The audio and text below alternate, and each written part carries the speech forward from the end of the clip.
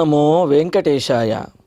గురుర్బ్రహ్మా గురుర్విష్ణు గురుర్దేవో మహేశ్వరః గురుః సాక్షాత్ పరం బ్రహ్మ తస్మై శ్రీ గురవే నమః. జటిలం చీరవసనం దండకారణ్యవాసినం మునివేషధరం ధ్యాయేత్ అరణ్యే కాండ ఉత్తమే. శ్రీరామచంద్ర పరబ్రహ్మణే నమః. అథ శ్రీమద్ రామాయణే ఆదికావ్యే అరణ్యకాండే పంచదశ సర్గః. సౌవర్ణైరాజతైస్తామ్రైః దేశే దేశే చ ధాతుభిః గవాక్షితా ఇవా భాంతి గజాః పరమభక్తిభిః. సీతారామచంద్రుడు అదేవిధంగా లక్ష్మణస్వామి వీరు పంచవటి ప్రాంతానికి వచ్చి అక్కడ లక్ష్మణుడిని పర్ణశాల నిర్మించడానికి యోగ్యమైనటువంటి స్థానమును చూడమనగా, అన్నయ్య నీకంటే నేర్పరి ఇంకెవరు ఉంటారు, నీకు ఏది ఇష్టమో నాకు అదే ఇష్టము, కావున నీవే నిర్ణయించమని చెబితే రాముడు వారు కోరుకునేటటువంటి అన్ని లక్షణములు ఉన్న, అంటే సీతాదేవికి ఇష్టమైనది, తనకు నిత్యకర్మానుష్ఠానానికి యోగ్యమైనటువంటిది, అలాగే అందరికీ కూడా ఆమోదయోగ్యమైన ఒక స్థానాన్ని చూపించి, అదిగో లక్ష్మణ, అల్లంత దూరంలో ఒకవైపున పర్వతములు కనిపిస్తున్నాయి, మరి ఒక వైపున గోదావరి నది నిరంతరాయంగా ప్రవహిస్తూ ఉన్నది, అదిగో ఈ పక్కనే పద్మములతో కూడిన సరస్సు కనిపిస్తూ ఉన్నది, ఇదిగో చిత్ర విచిత్రమైనటువంటి పుష్పములు, అదిగో ఈ పక్కనే ఫలములు,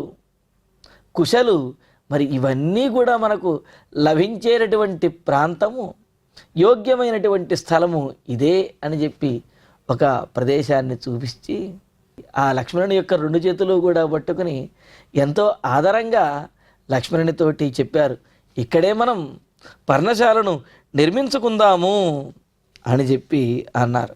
అంటూ ఇంకా ఆ ప్రాంతంలో ఉన్న విశేషాలను చెబుతూ దేశే దేశే అని అంటూ సవర్ణై రాజతై తామ్రై దేశే దేశే చ ధాతుభిః.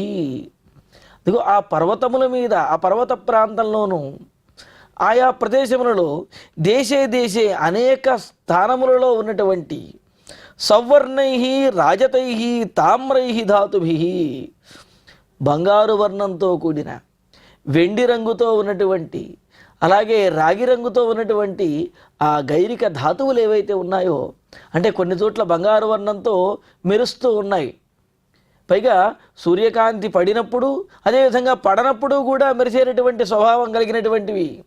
అలాగా ఆ బంగారు వర్ణంతో, వెండి వర్ణంతో, తామ్రవర్ణంతో ప్రకాశిస్తున్నటువంటి గైరిక ధాతువులు ఏవైతే ఉన్నాయో ఆ ధాతువులు శిలలందు గిరయః పరమభక్తిభిః గవాక్షితాః గజాః ఇవ. ఆ పర్వతములు ఎలా కనిపిస్తున్నాయో తెలుసా? ఇక్కడ మనకు అనిపించవచ్చు, అదేమిటండి ఎక్కడన్నా అలా మెరుస్తుందా అంటే, కొండల రాళ్ల మీద కొన్ని రాళ్ళు ఈ విధంగా మెరవటం అనేది మనం కూడా చూడవచ్చును. కొన్ని రాళ్ల మీద సూర్యకాంతి పడితే అవి వెండిలాగా కనిపిస్తాయి, కొన్ని రాళ్ల మీద సూర్యకాంతి పడితే అవి బంగారు వర్ణంతో, మరికొన్ని ఎరుపు వర్ణంతో ఇలాగ పరావర్తనం చెంది కొన్ని కనిపిస్తూ ఉంటే, కొన్ని స్వయం ప్రకాశంగా కూడా, కొన్ని ఔషధాలు మొదలైనటువంటివి, రత్నములు, అవి కొన్ని స్వయంగానే ప్రకాశిస్తూ కూడా కనిపిస్తాయి. ఇటువంటి ధాతువులన్నీ కూడా ఆ పర్వతం యందు, ఎత్తైనటువంటి పర్వతం యందు అక్కడక్కడ మెరుస్తూ కనిపిస్తూ ఉంటే పరమభక్తిభిః గవాక్షితాః గజాః ఇవ. ఆ పర్వతాలేమో ఎత్తైనటువంటి బలిష్టమైనటువంటి గజములులా ఉంటే, ఆ పర్వతాల మీద అక్కడక్కడ మెరుస్తూ ఉన్నటువంటివి, అక్కడక్కడ దారుల్లాగా కనిపిస్తున్నటువంటి ఆ ప్రాంతములు ఏనుగు శరీరం మీద ఏర్పాటు చేసినటువంటి గీతల వలె, గవాక్షములు కిటికీల వలె కనిపిస్తూ ఉన్నాయి అని చెప్పి అన్నారు. ఇక్కడ భక్తి అంటే విభాగములుగా ఏదో వేరు చేయటం అంటే, ఒక ప్రాంతమును మరొక ప్రాంతమును వేరు చేస్తూ గీతలు ఏ విధంగా అయితే ఉంటాయో అలాగా ఉన్నటువంటి, అలాగే మనకు కొండల్లో కూడా కొన్ని చోట్ల కనిపిస్తూ ఉంటాయి, ఒక చోట వరుసగా దారిలాగా కనిపిస్తూ ఉంటుంది, మరి ఒక చోట మెరుస్తూ, మరి ఒక చోట చిక్కనైనటువంటి ఆ పచ్చనైనటువంటి పచ్చదనం ఆ చెట్లు కనిపిస్తూ ఉంటాయి. ఇవన్నీ చూస్తూ ఉంటే గవాక్షితాహ, అంటే కిటికీలు ఉన్నటువంటి గజాహ ఇవ ఏనుగుల వలె. ఏనుగుల కిటికీలు ఏమిటండి అని అంటే ఆ ఏనుగుల యొక్క చెవులు అలా ఊపుతూ ఉంటే అవే ఆ ఏనుగు ఉన్నటువంటి కిటికీల్లాగా కనిపిస్తూ ఉంటాయి అన్నమాట. పైగా వాటి మీద గీతలు, అదేవిధంగా ఆ శరీరం మీద సూర్యకాంతి పట్టడం వల్ల ఆ చెవుల దగ్గర కొంత మెరుపు ఇవి కనిపిస్తూ ఉంటుంది. తద్వారా అలా గవాక్షములు కలిగినటువంటి ఒక గృహములాగా, అలాగే గవాక్షములతో కూడినటువంటి ఏనుగులాగా ఆ పర్వతములు ఆ గైరిక ధాతువులతోటి కొన్ని చోట్ల ఎర్రగాను, కొన్ని చోట్ల బంగారు వర్ణంతో, కొన్ని చోట్ల వెండి వర్ణంతో ప్రకాశిస్తూ ఆభాంతి అంతటా కూడా చాలా రమణీయంగా కనిపిస్తూ ఉన్నాయి అని అన్నారు. ఏనుగుల శరీరం మీద ఉన్నటువంటి గీతలు ఒక్కొక్క గీత ఒక్కొక్క రంగులో ఒక్కొక్క సమయంలో కనిపిస్తూ ఉంటుంది, ఒక వర్ణంలో కాదు. అలాగే ఆ పర్వతముల మీద ఉన్నటువంటి గైరిక ధాతువులు ఒక్కొక్క చోట ఒక్కొక్క వర్ణంతో ప్రకాశిస్తూ చాలా అందంగా ఉన్నవి అని అంటూ సాలైస్తాలైస్తమాలైశ్చ ఖర్జూరపనసామ్రకై నివారై తిమిషైశ్చైవ పున్నాగైశ్చోపశోభితా. ఇంకా అంటున్నారు అక్కడ కేవలం గైరిక ధాతువులు పర్వతములే కాదు, అక్కడ ఉన్నటువంటి వృక్షములు ఎలా ఉన్నాయి, తాళైహి సంతోషాతిశయంతో ఎగసిపడుతూ ఎత్తుగా ఉన్నటువంటి వృక్షములను వర్ణిస్తూ చూడండి. తాళైహి తాడి చెట్లు, తమాలైహి తమాల చెట్లు. అంటే చీకటి మ్రానాకులు అని అంటారట, చీకటి మ్రానులు అని చెప్పి. మరి అవి అలా చీకట్లో కూడా మరి ప్రకాశిస్తూ ఉంటాయేమో అలాగా తమాలైహి ఖర్జూర పనసామ్రకై. ఖర్జూర వృక్షములు, పనస వృక్షములు, ఆమ్ర వృక్షములు ఇవన్నీ కూడా భుజించడానికి యోగ్యమైనటువంటి ఫలములను ఇచ్చే ఫలించేటటువంటి వృక్షములు అన్నమాట.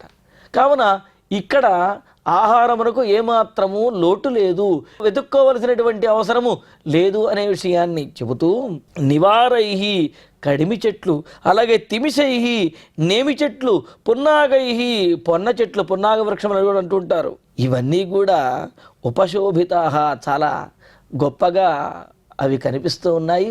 ఈ వృక్షములన్నీ కూడా విరాజిల్లుతూ ఉన్నది అంటే ఇది నివాసయోగ్యమైనటువంటి స్థానము అనే విషయాన్ని చెబుతూ ఒకవైపున పర్వతములు మరి ఒకవైపున గోదావరి నది, ఈ మధ్యలో ఇన్ని అనుకూలమైనటువంటి వృక్షములు, పక్షిజాతులు, అదేవిధంగా మృగజాతులు, ఔషధ వృక్షములు, ఆహారానికి యోగ్యమైనటువంటి వృక్షములు ఇవన్నీ కలిగినటువంటి ఈ ప్రాంతం యోగ్యమైనది లక్ష్మణ అని చెబుతూ చూతైరశోకైస్తిలకై చంపకై కేతకైరపి పుష్పగుల్మలతోపేతై తైస్తైస్తరుభిరావృతా.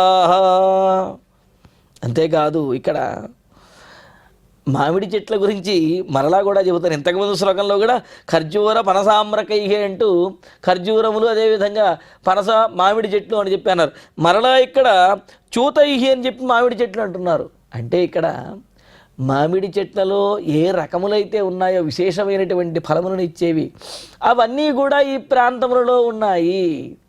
మనం కూడా ఇప్పటి కాలంలో అనుకుంటుంటాం కదండి, బంగినిపల్లి అని, రసాలు అని చెప్పి ఇలాగ అనేకమైనటువంటి మనకు తెలియనటువంటివి ఇంకా కొత్తమైనటువంటివి ఎంతో మధురమైనటువంటి ఫలములను ఇచ్చే మామిడి చెట్లు ఆయా ప్రాంతములలో ప్రత్యేకంగా ఉండే చెట్లు చాలా ఉంటాయి కదా.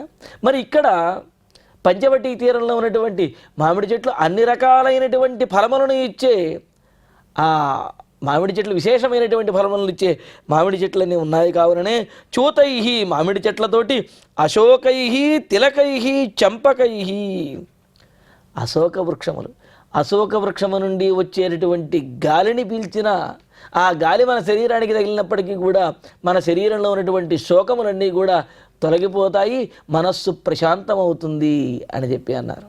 అటువంటి అశోక వృక్షములు కూడా అక్కడ ఉన్నాయి.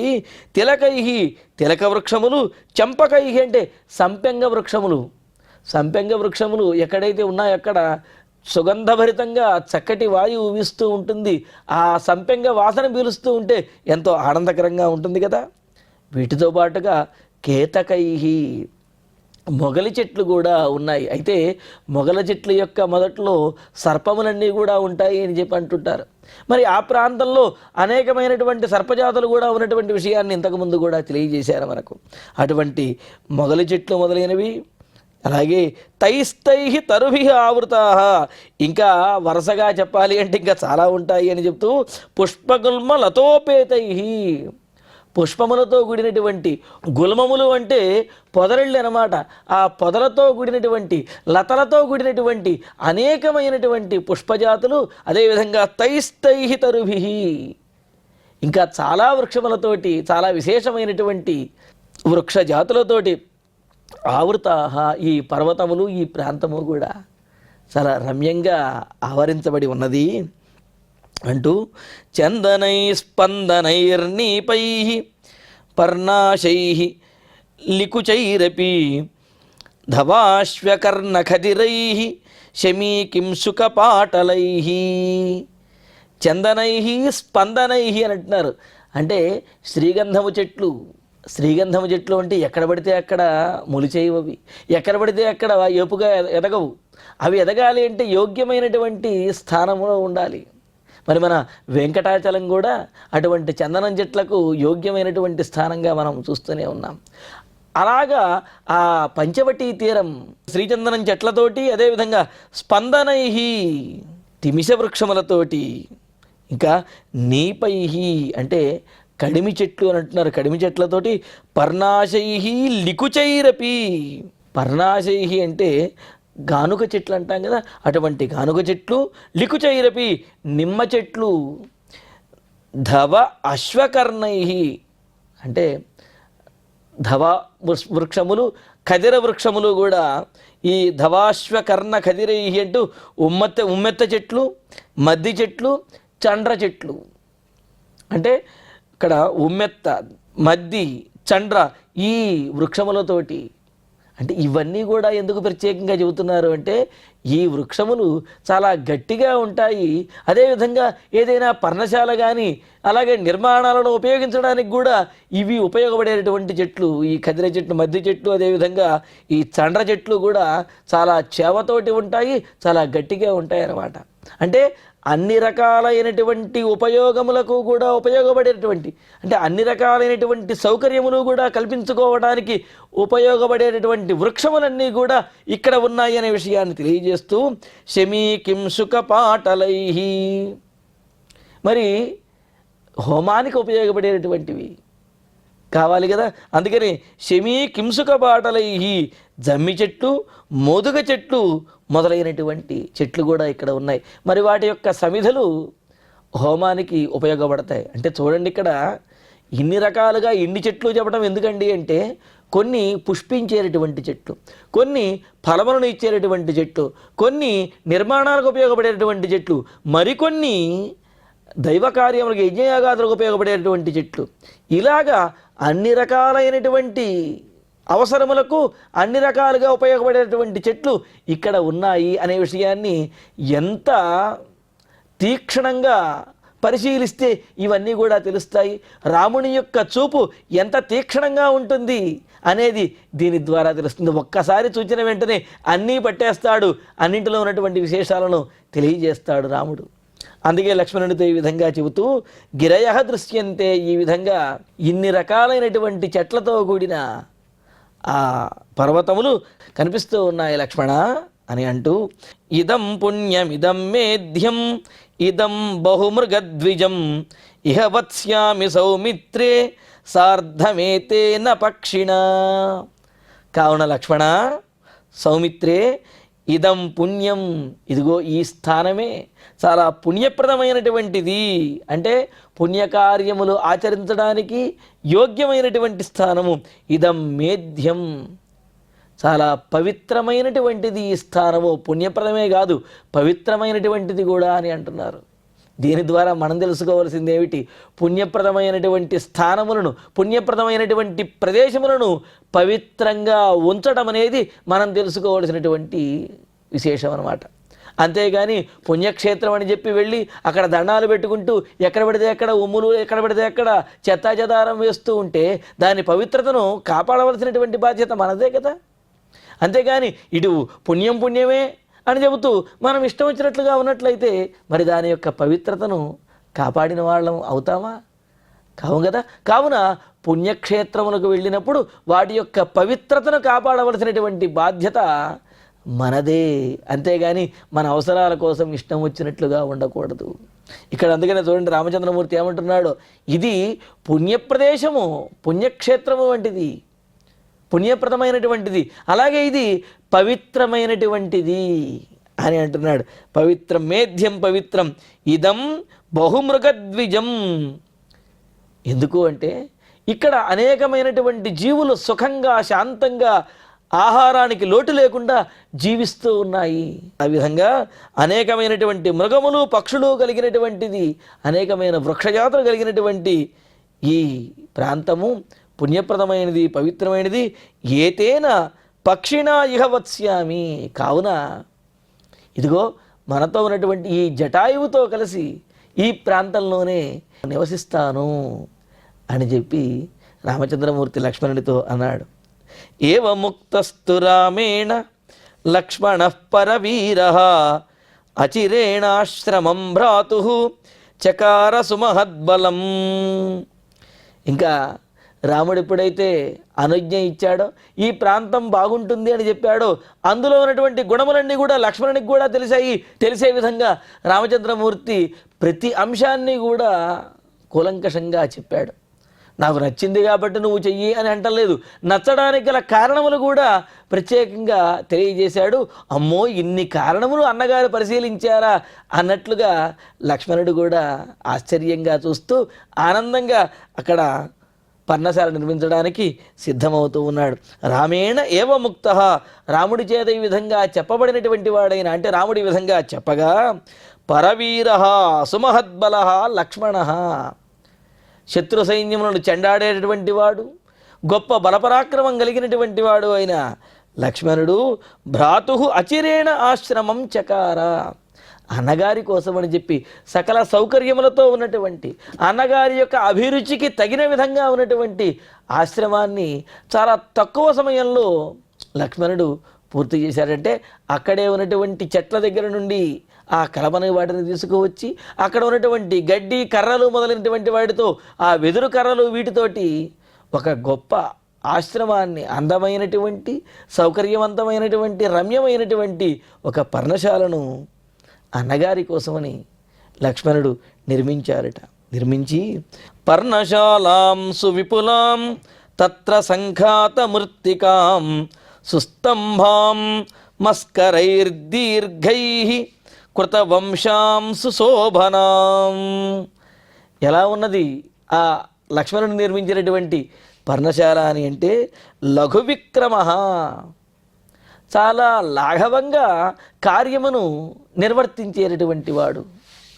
ఒక పని చేయాలంటే కొంతమంది చాలా కష్టపడి చేస్తూ ఉంటారు, కొంతమంది చాలా చాకచక్యంగా నైపుణ్యంతో చేస్తూ ఉంటారు. అందుకనే స్మార్ట్గా అంటూ ఉంటారు కదా ఇప్పుడు. అలాగా స్మార్ట్గా అంటే ఏమిటి? తక్కువ శ్రమతోటి ఎక్కువ లాభము ఎక్కువ ఫలితము కనిపించే విధంగా చేయటం అన్నమాట. అలాగా లఘు విక్రమ, చాలా నైపుణ్యం కలిగినటువంటి వాడు, చురుకైనటువంటి ఆలోచన, అలాగే పదునైనటువంటి ఆలోచనలతోటి తక్కువ సమయంలోనే ఎక్కువ ఫలితాన్ని, ఎక్కువ అందంగా ఉండేటటువంటి ఆ నిర్మాణాన్ని చేసినటువంటి వాడైన అటువంటి గొప్ప బుద్ధిమంతుడైనటువంటి లక్ష్మణుడు తత్ర సంఘాత మృత్తికాం, మట్టితోటి రాళ్లతోటి గోడలను నిర్మించి, అంటే ఏమిటి? గోడ నిర్మించడం కోసం నీటితోటి మట్టిని తడిపి చక్కగా గోడలను నిర్మించి, దీర్ఘైః మస్కరైః, పొడవైనటువంటి వెదురు కర్రలతోటి, అంటే ఇక్కడ మస్కరీ అంటే మస్కరీ శబ్దము ఆ వెదురు కర్రలు అనే అర్థాన్ని తెలియజేస్తుంది. కావున బలమైనటువంటి పొడవైనటువంటి ఎక్కువ కాలం ఉండేటటువంటి వెదురు కర్రలతోటి అక్కడ అడ్డదూలములు అంటుంటారు కదా, ఆ విధంగా ఆ కర్రలను పరిచి, సుస్తంభం, బలమైనటువంటి కర్రలతోటి స్తంభములుగా నిర్మించి, అంతేకాదు సుశోభనాం కృతవంశాం, అందమైనటువంటి అలాగే వెదురు కర్రలతో నిర్మించినటువంటి చక్కటి పర్ణశాలను నిర్మించారనమాట. ఇక్కడ వంశ శబ్దం ప్రయోగిస్తూ ఏమన్నారు? ఇక్కడ కృతవంశాం అని అన్నారు. అంటే చక్కగా పైకప్పుగా పరచబడినటువంటి వెదురు కర్రలు కలిగిన అని అర్థం. ఇక్కడ వంశశబ్దానికి కేవలము వెదురు కర్రలు అని మాత్రమే అర్థము కాదు, ఆధారంగా ఉండేది అనే అర్థం కూడా ఉన్నది. అనేకమైన అర్థములు ఇక్కడ చూడండి. వెన్నుముక, అదేవిధంగా పైకప్పు, వెదురు, గుణము, కులము అని ఇన్ని అర్థములు వంశశబ్దానికి ఉన్నాయి. కావున ఏ విధంగా అయితే మన శరీరాన్ని వెన్నుపాము నిలబెడుతుందో అదేవిధంగా ఇంటి యొక్క పైకప్పుని ఆ అడ్డదూలములు నిలబెడతాయి. అవి గట్టిగా ఉన్నప్పుడే పైకప్పు సురక్షితంగా ఉంటుందన్నమాట. మరి ఆ విధమైనటువంటి వెదురు కర్రలతోటి ఆ పైకప్పుని నిర్మించి ఇంకా ఏం చేశారు? శమీశాకాభిరాస్తీర్య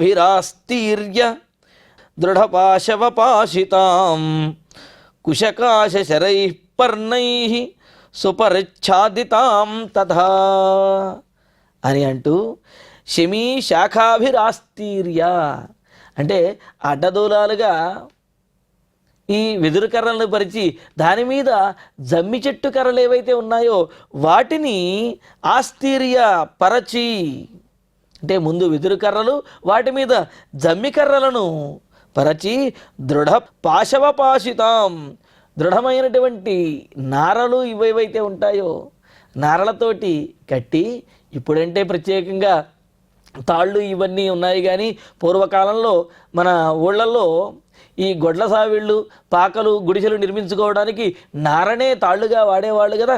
అలాగా అడవిలో లభించేటటువంటి నారతోటి ఆ వెదురు కర్రలను, జమ్మి చెట్టు కర్రలను కూడా బలంగా చక్కగా కట్టి, ఇంకా పర్ణై సుపరిచ్ఛదాం సమీతల కృతాం పర్ణై ఆకలతోటి కప్పి దాని మీద మరి రెల్లుగడ్డి మొదలైన అదేవిధంగా దర్భలు వీటితోటి నిర్మించినట్లయితే ఒక్క చుక్క కూడా నీరు లోపల పడకుండా అది ఆపుతుంది, ఆ నీటిని ఆపుతుంది కదా. అలాగా పర్ణై ఆవృతాం ఆకులను చక్కగా పరచి, తాటాకులు, రెల్లుగడ్డి ఇవన్నీ కూడా ఆ పైకప్పుగా ఉపయోగించడం అనేది మనం చూస్తూనే ఉన్నాం. అటువంటి పర్ణములతోటి చక్కగా రెల్లుగడ్డితోటి ఆచ్ఛాదన చేసి సమీకృత తలాం కింద భూమిని కూడా ఆ ప్రాంతమును కూడా చక్కగా సమతలంగా చేసి ఒక పర్ణశాలను నిర్మించాడు.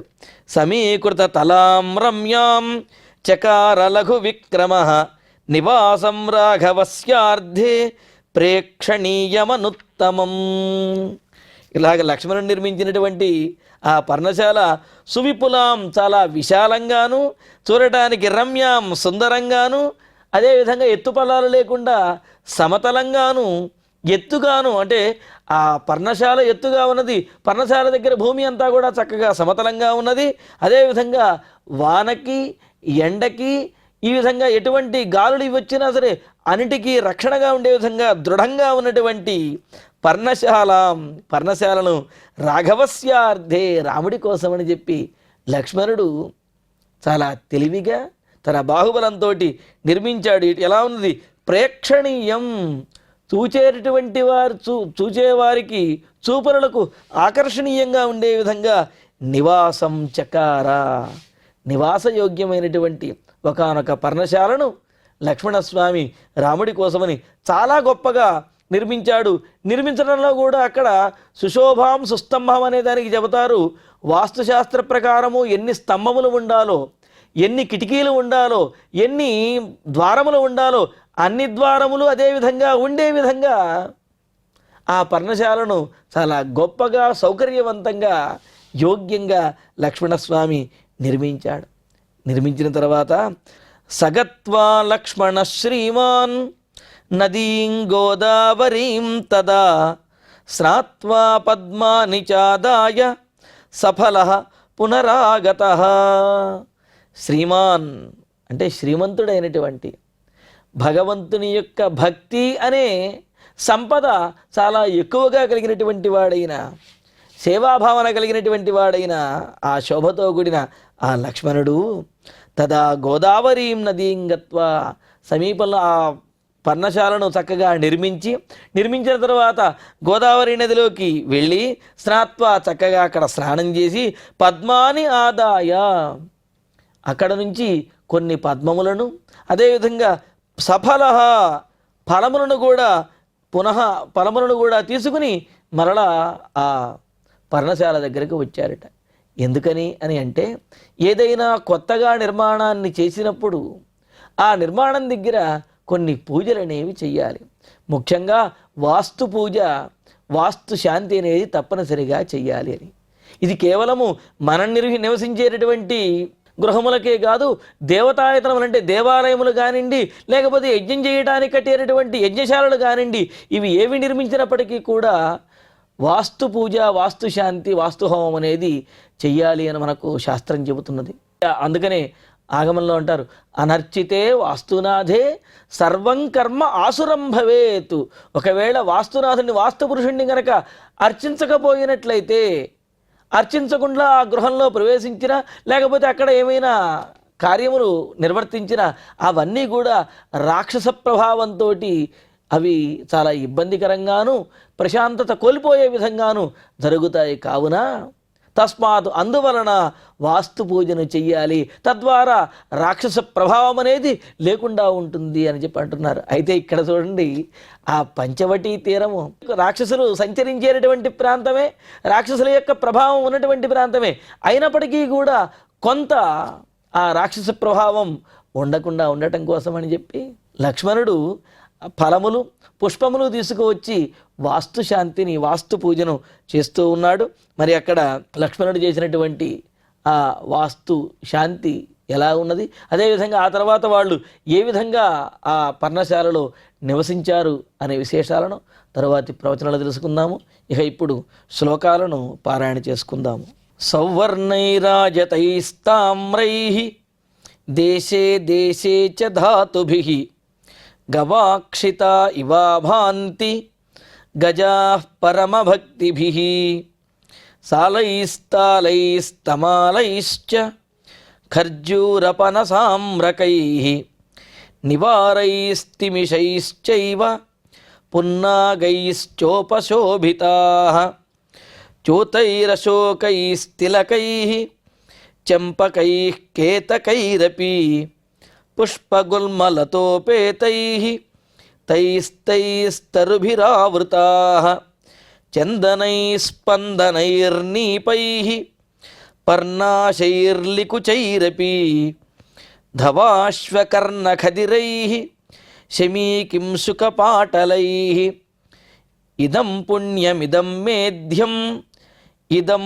బహుమృగద్విజం ఇహ వత్స్యామి సౌమిత్రే సార్ధమేతేన పక్షిణా ఏవముక్తస్తు రామేణ లక్ష్మణః పరవీరః అచిరేణాశ్రమం భ్రాతుః చకార సుమహద్బలం పర్ణశాలాం సువిపులాం తత్ర సంఘాతమృత్తికాం సుస్తంభాం మస్కరైర్దీర్ఘైః కృతవంశాం సుశోభనాం శమీశాఖాభిరాస్తీర్య దృఢపాశావపాశితాం కుశకాశశరైః పర్ణైః సుపరిచ్ఛాదితాం తథా సమీకృతతలాం రమ్యాం చకార లఘువిక్రమః నివాసం రాఘవస్యార్ధే ప్రేక్షణీయమనుత్తమం సగత్వా లక్ష్మణః శ్రీమాన్ నదీం గోదావరీం తదా స్నాత్వా పద్మాని చాదాయ సఫలః పునరాగతః.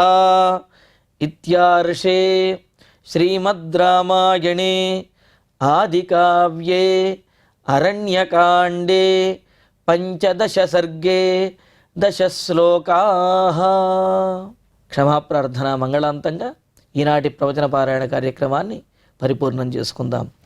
యదక్షరపదభ్రష్టం మాత్రాహీనంతు యద్భవేత్ తత్సర్వం క్షమ్యతాం దేవ నారాయణ నమోస్తుతే.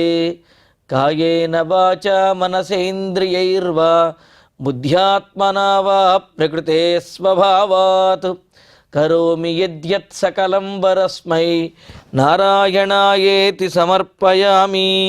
శ్రియః కాంతాయ కళ్యాణ నిధయే నిధయేర్ధినాం శ్రీవేంకటనివాసాయ శ్రీనివాసాయ మంగళం.